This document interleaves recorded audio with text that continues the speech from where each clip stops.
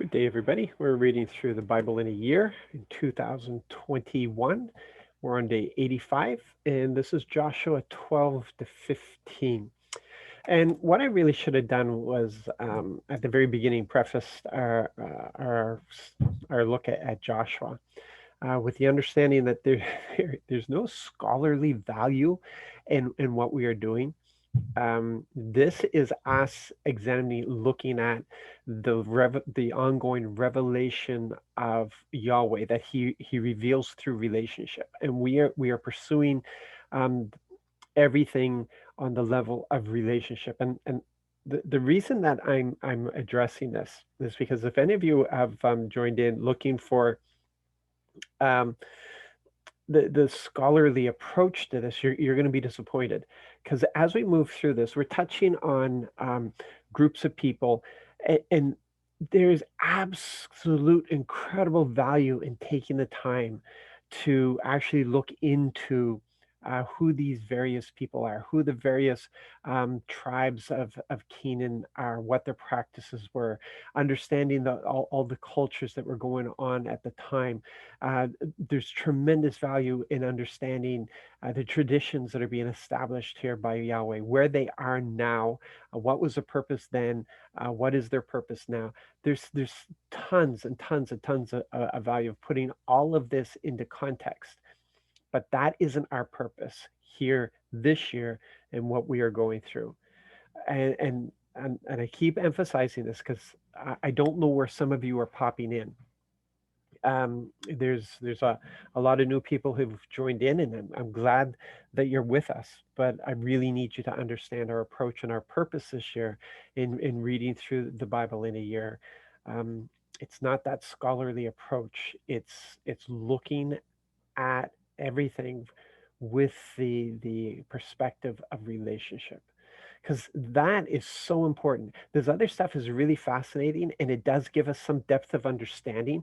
The word will really become three-dimensional when you add the scholarly aspect to it, when you begin to enrich it with the understanding of the culture. That's really good stuff.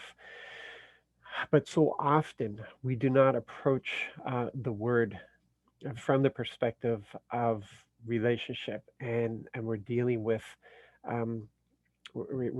a lot of knowledge without understanding how it impacts us today, because everything we do has to do with relationship. The whole kingdom has to do with relationship. What our Father brought in when he was known as creator, when he was simply known as Yahweh, when we had yet to receive the revelation that Jesus gave to us about Father. um, he was bringing in about relationship. The law is all about relationship. Everything has to do with relationship. In the very beginning, in the garden, had to do with relationship, and so that's why we're looking at it. So as we go through this, we're not going to even be looking at who these kings were, and who these people were, and that sort of thing. Again, we're just looking for those crumbs, those pieces that help us understand a little better of, of what's going on through relationship. Now, as we go into, we're actually we're reading through Joshua 12 to 15. We're not going to touch on anything in Joshua 12. We're going to go right to Joshua 13. And here in verse 1, I just want to refresh your memory in this, that Yahweh had told them that coming into the promised land, they, he wasn't going to drive out the nations all at once, because if he did that, then the land would be taken over by wild animals, and that would be harder for Israel to deal with than it is with these people. So Yahweh himself could have driven the people out, but it wasn't that. This is a land that he wants taken care of. He wants this land to be tended to, and so he wants to move out the occupants as the Israelites move in. So here in verse 1, we see, now Joshua had reached old age. The Lord said to him, "You have reached old age, but much of the land remains to be taken over." So the question is, was this taking too long? it's it's about 5 years that have passed. So when Joshua started, it was about I don't know if he was around the same age of Caleb, okay, and we're going to see how old Caleb is in just a little bit.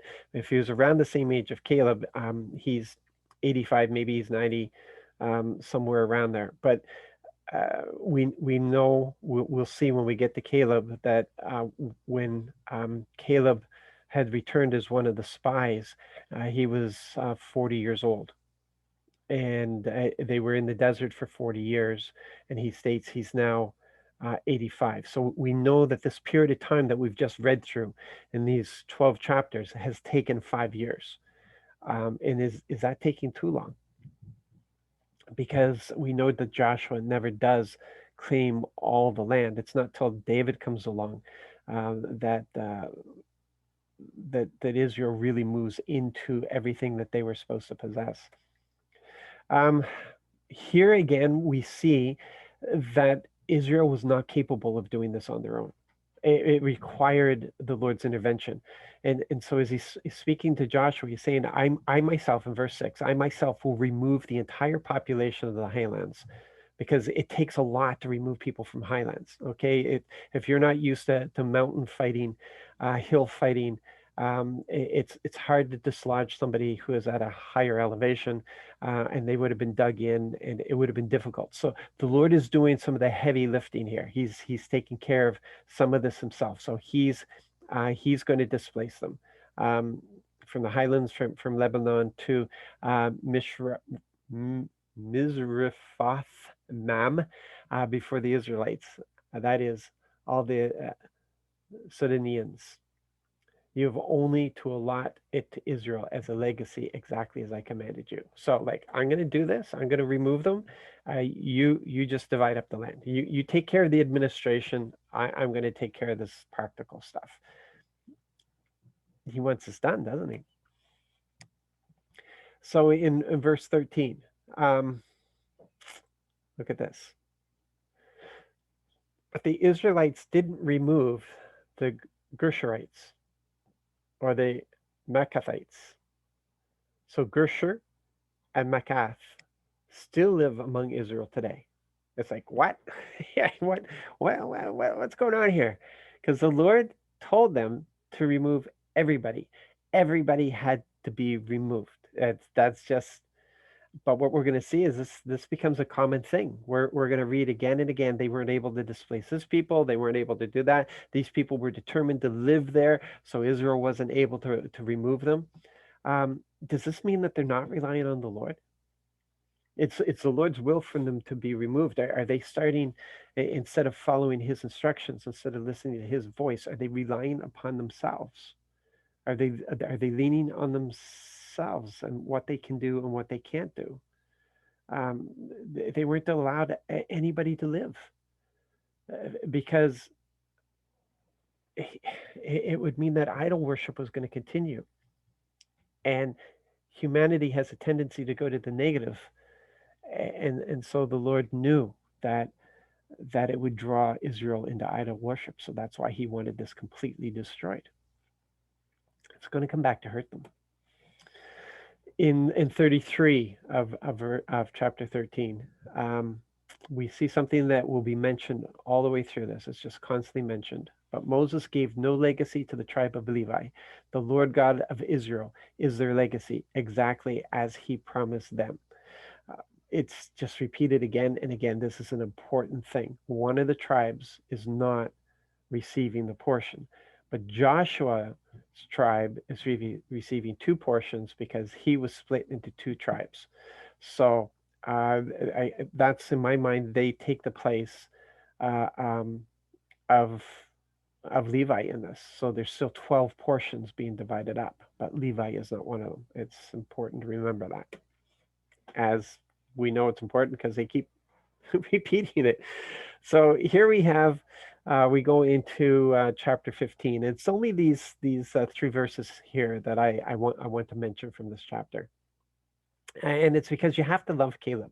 Okay, just look what he has here.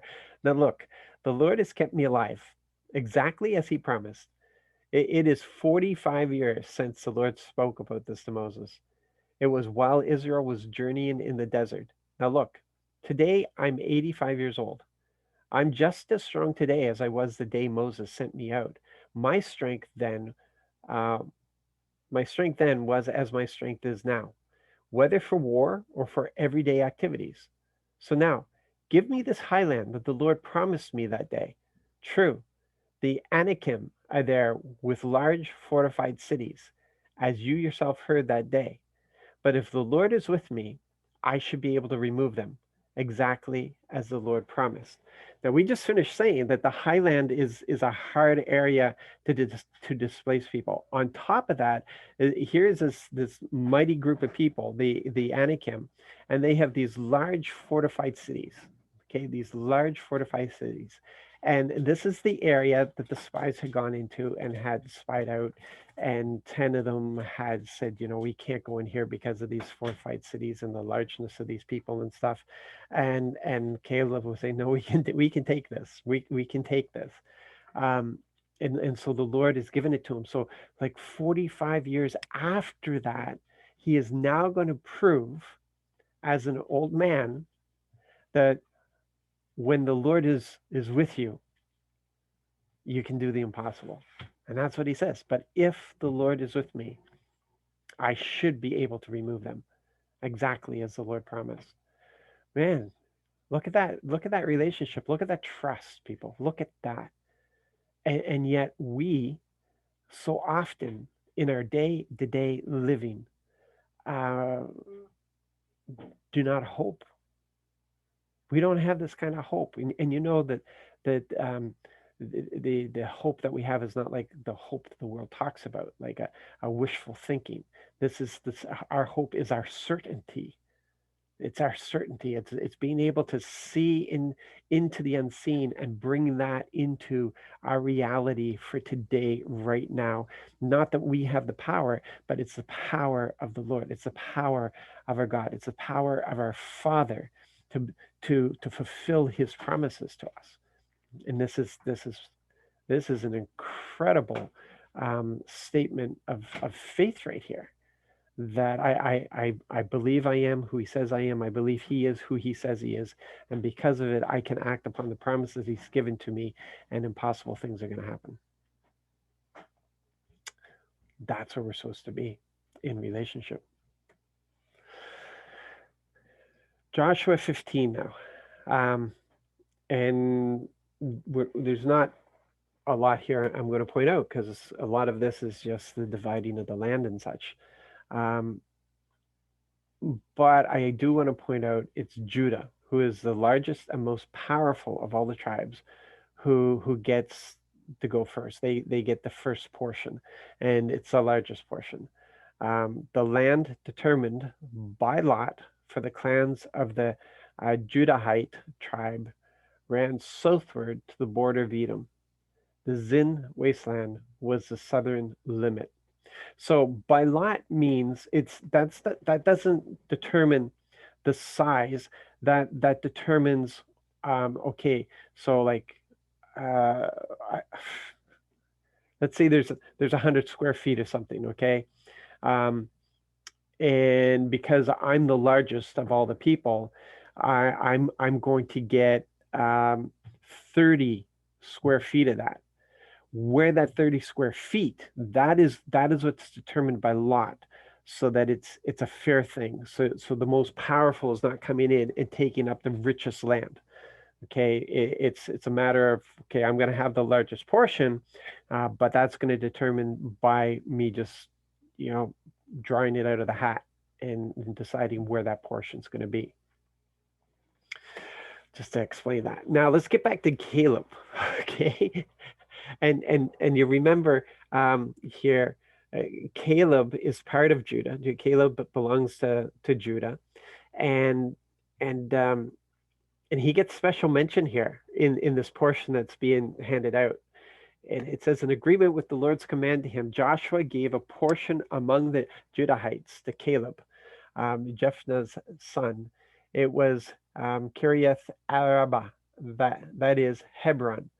Arba was the father of Anak. So it's the Anakites that live in this area, and that are mighty and huge and are supposed to be impossible to remove. But they were the rulers in this area. And then we get this. And remember what his statement was. If Yahweh is with me, I should be able to. Right? If Yahweh is with me, I should be able to. So Caleb removed the three sons of Anak from there. These are the rulers of the region. Okay, Caleb removed the three sons of Anak from there. These are mighty, mighty um, uh, group of people, descendants of giants, apparently. So Shishay, Ahiman, and Talmai, they were the offspring of Anak. Then he went up from there against the population of Debir. Debir used to be called Kiriath Sefer. Okay, so he's done it, hasn't he? He's gone in, and obviously the Lord is with him, and he acted on that, and he acted in that faith in the same way that he said to Israel, "We can move into this land and take it." He is now it just with it's not with the entire army, it's just with those who are with him, with his family group. He moves in and he takes this area, because that's what it's come down to now, is that they've gone in and they've weakened everything. They've taken out the larger kingdoms and that sort of stuff, but now they have to go in and displace all the people. They've got to go in and take over the areas. So each of the tribes with their own force are going to go in now and take over the cities and such. So that's what's happening here. But we see here there was failure in Judah in verse 63. But the people of Judah couldn't remove the Jebusites who lived in Jerusalem. Jerusalem is in a high place. It's up on a hill. It's very fortified. Can't get into it. You remember, even David couldn't get into it.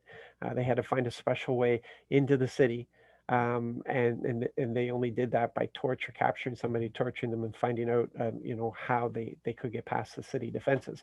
So here, Judah couldn't remove the Jebusites who lived in Jerusalem. So today, the Jebusites still live along with the people of Judah in Jerusalem. Again, failure there to follow through exactly what the Lord, the command, the whole purpose of why they were coming into this land. And it's going to have to be dealt with. Okay, so there you go. Short one today. Just highlighting some things there. I love Caleb. Just take some lessons there from Caleb and from Joshua, who was in the position he is because he was faithful to the Lord. Caleb received what he received because he was faithful to the Lord. We receive what we receive because in our faithfulness, the Lord is able to bless us and guide us and help us to succeed in all things. When we're rebellious to him, doing our own thing, we're not going to hear him. We're not going to follow his instructions. And considering he's the creator and knows how everything works, it's good for us to take his lead. So you guys have a fantastic, wonderful day. And I pray it will be filled with blessings as you continue to hear the voice of the Lord. Thanks for being on the journey with me. God bless.